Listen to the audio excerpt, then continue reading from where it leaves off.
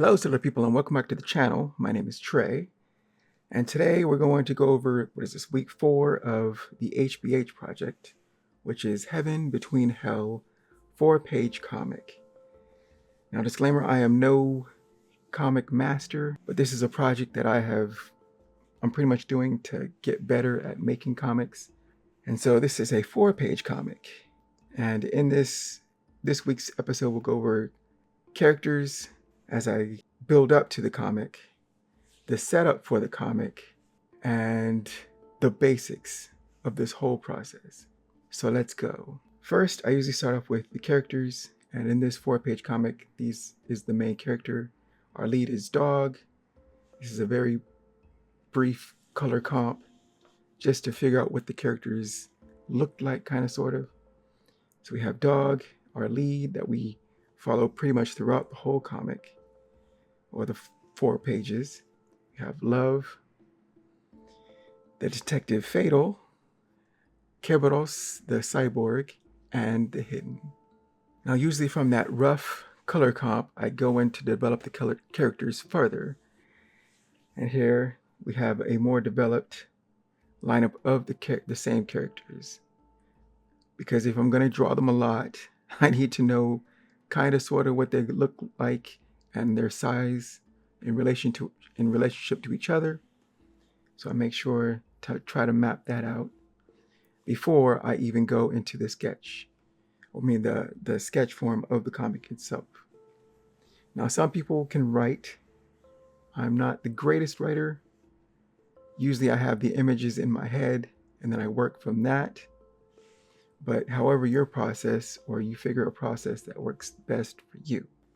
So last week we went over the elements of a comic page, a standard comic page. And the page has these blue lines to define the safe zones, the trim area, where to put your name and the date and all the information that is needed for the comic, which I find helpful just to keep it in order. And this is a comic page, and we went over how to get rid of the blue line. So last episode, if you want to see that. But from a standard comic is how I kind of sort of develop my 4-page comic. Now for this 4-page comic, I'm using Clip Studio Paint is the program that I'm using. I've done it in Photoshop, but I just like the added functionality for making the comic making process faster. So in Clip Studio Paint, how I would start this is go to New, and there's 4 little icons on the top.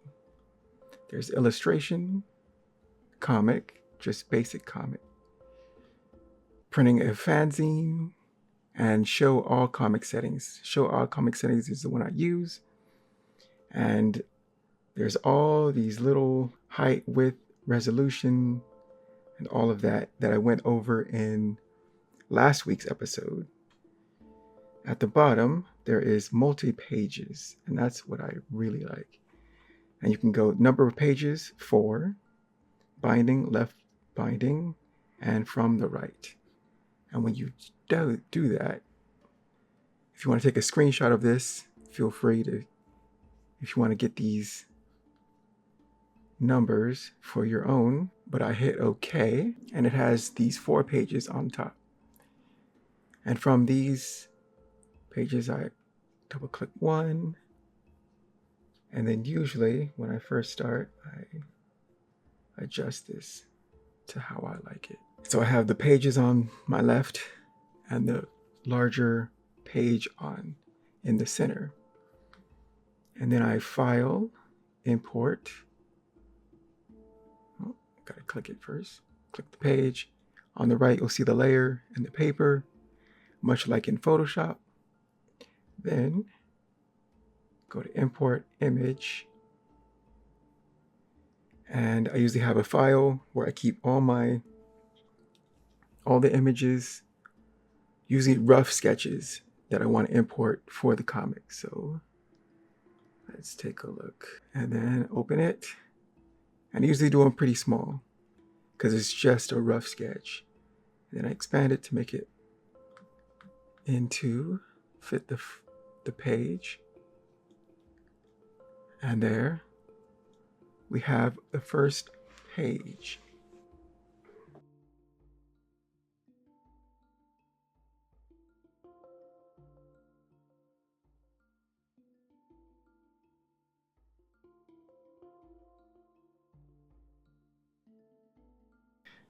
All right, now that I have the pages in their proper order and set up, I do this at the earliest stage possible because you can notice that these are not well-defined characters. It's a lot of chicken scratch. It doesn't look like much, and that's okay because this is where we develop. We develop things. So I do it in two ways. This is the actual comic page that we're going to set up to look like a comic. But then I also do it a slightly different way for all the artwork. So first, let's set it up to look like a comic page. Now in the making of this page process, right, now we have all these guides and rules. And once you have all this, go to U, we'll press U twice as a hotkey, or on this left-hand side, there is this page like split in half, and it's frame border.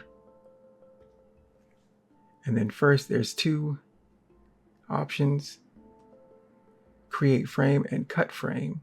Go to create frame. I go to rectangle frame, touch this, drag it down, and let go. It'll snap to it if you have snap to special rulers. Yes, snap in view, snap to special rulers, and it'll snap.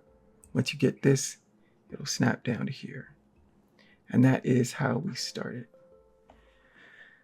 So now we have the purple is the out of bounds, as I like to call it.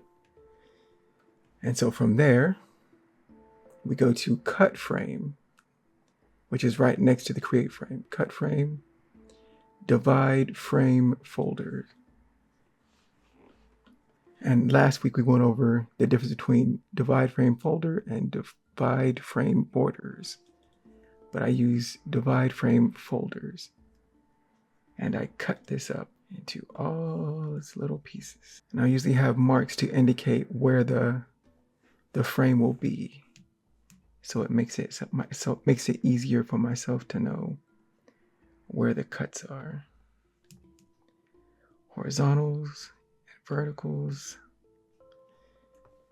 And usually I have the gutters is the part that's outside of the frames. And on the horizontal, they're thicker than the vertical gutters.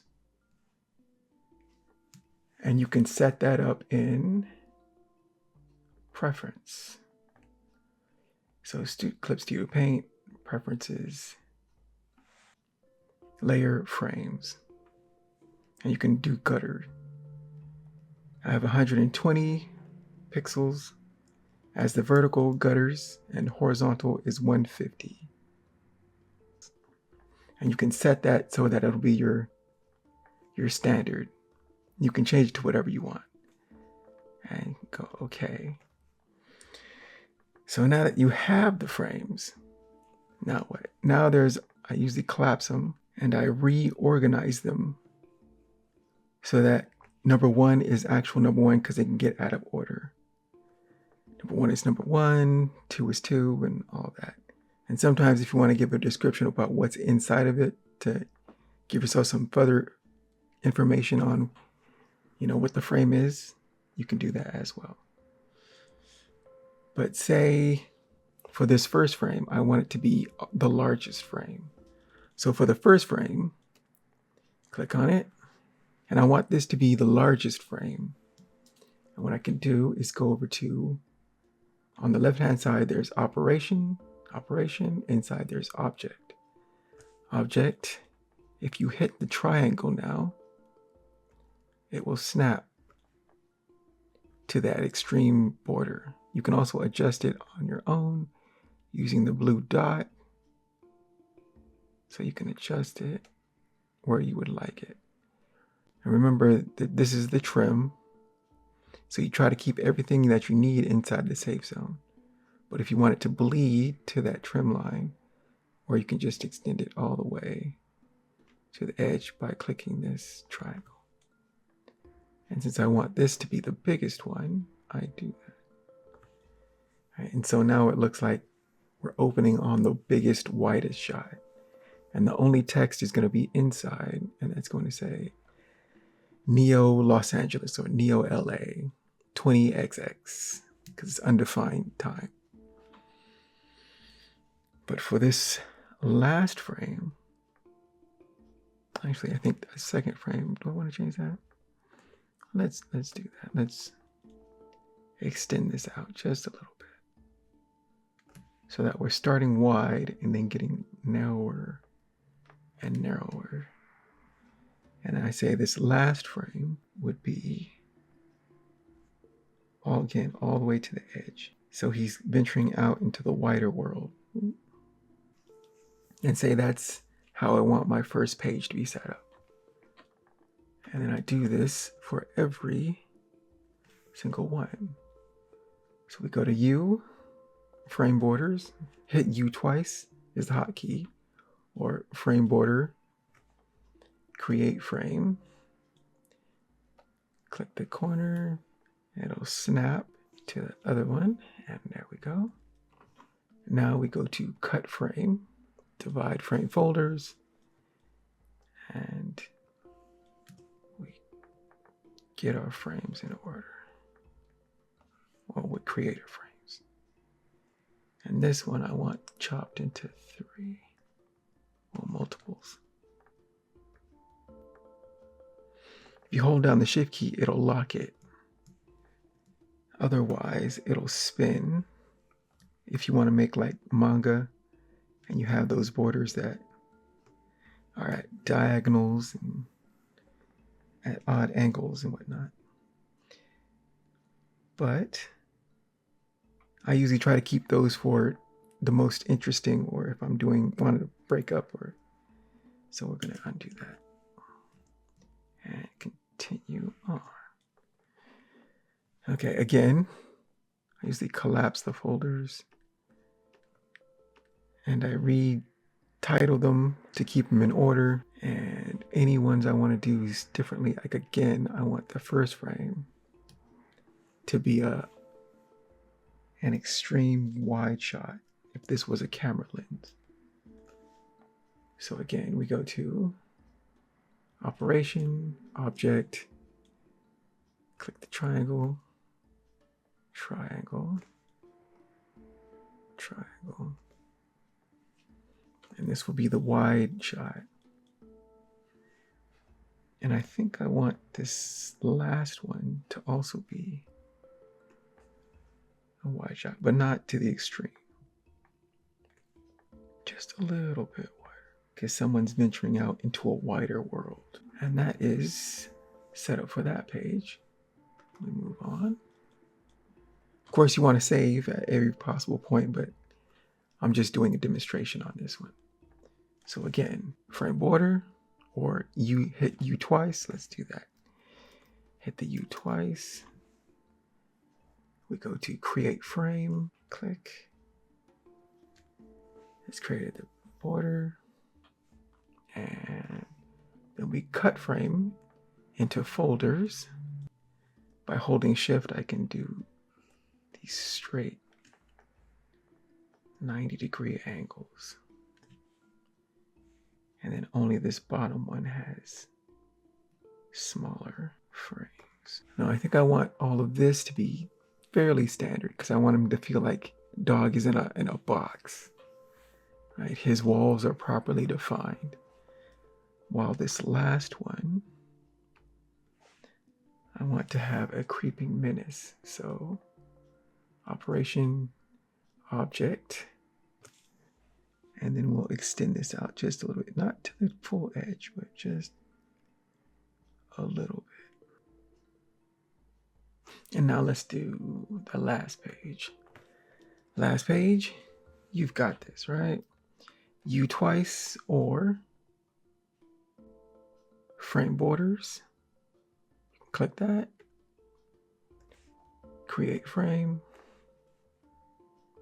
from corner to corner. And then cut frame to make those, and holding shift to make these crisp, nice gutters. And again, the last page is broken up. Don't want 3 or 4. Let's just go with 3. So now for this last border, well, let's collapse these. Again, I would rearrange them into a proper order, but this is just a demonstration. Okay, so take that frame and operation, click it, and you'll get object, object, and this one I do want to go to that edge, so that this is a wider world, and we're looking at the shattered moon. And that would be the end of this 4-page comic. And that is how I set up my pages. Now, if this had text, I'd go into each frame and you can do text, and get that all set up with either scratch dialogue, because it can always change in the process of making. But this has pretty much no dialogue on it, so it's fairly clean. All right, so this is an example of my frames, my comic pages done in my proper order, where I have the frames numbered and in sequence, just cleaned up just enough so that I know what's what and where is where. I like to keep things tidy and neat, so it'll alleviate some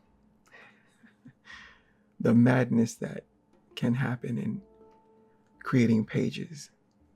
All right, now let's talk about the other way. So I do these two things in tandem. I have the comic page in the comic setup, but then I also have separate individual pages. And in these individual pages, I have a comic page at the bottom. I turn all this off. I have comic book page with, so I can remember where to keep everything within. Right, so this is just a guide, but I don't draw on it. I draw on the layers above it.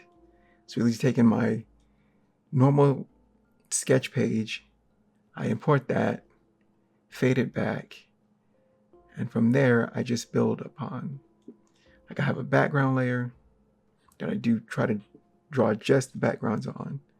Sometimes I mess up and do other stuff, but I try to keep all the layers separated. A character layer where all the character drawings go into. There's a perspective ruler that you can add by layer, ruler frame, create perspective ruler. And that will give you this ruler that you can move. And so I use this to get just a basic, bare bones idea of perspective lines to draw from, and I move it when, like for each panel, try to pick, get the horizon line, and then use this, and that's helpful. And then I use I make a new layer and call it perspective, and that's where I draw on my perspective lines. And for the cityscape, 1-point perspective, and then I'm doing the low town, the high city, or neo LA proper, and the rift, where the earthquake split the city in half, pretty much. And so this is what I develop all my pages have the same buildup, the comic template, and then there's multiple layers for characters, and I can adjust things in fine details. Like for these, I don't want to call them minions, but workers, I can make a couple, multiply that, and get the proper setting for this scene. You can draw individual panels on different layers and try things out. But I do this all separately. Then I do the actual comic page mockup. And then in the end, I can import this into that and then adjust the frames and whatnot. But this I like is that I have the total freedom to change anything. I can just work on it as I need to, be as rough as I need to. And then when I have it into a place where I'm satisfied with it, and I'll just, I can import it then and then draw within that, those panel borders and all that. Or I can continue to work in this way. So it's up to you, but I like the freedom of, I can change things, move things, shift things around, make perspective and all that. And I just like having it separate from that while I work on the frame borders, the text, all that separately. But, it would be faster if you just, worked in the one format thing and you did it all there. But this is just how I do it. And again, I'm not a master. I'm not, I haven't been doing this for a great amount of time, but this is how I do things. So feel free to amend it however you wish. Now, again, let's talk about an image that is going to take the most time. There's usually a splash page, a more involved shot that you want to, have the reader really lock in to what's going on in the comic book. And this is kind of sort of that page where dog is just moving. He starts on the left, and there's this scene of just people in a world going crazy, and he's just trying to do his job. I'm just moving through. Well, the police are having an altercation with the citizens, and it's not going well. We have policemen being attacked and robots trying to get police out of harm's way while being dismantled. A man on fire. Right. Just anarchy, and he's just trying to move through. And then we transition from this to a shady figure, and that shady figure is holding a metal skull. So yeah, there's usually a page or frames that will need more attention, and so I like to work on those independently.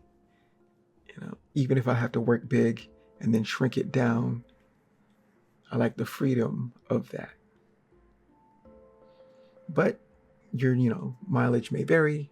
You can do whatever you wish. It's your comic. But yeah, I usually develop my pages separately than the frame and the text page, and then import this later after I flatten it and all that. But that's how I set up and make my comics. So I hope that helped. I hope you learned something, if anything, from this. Next week, we're going to start some inking. Might do inking characters. But yeah, we'll continue making stuff. This is a very inelegant outro. So thank you for joining me. I've been Trey. You can find my work at treyhodges.com. Take care. Keep shining. Bye-bye.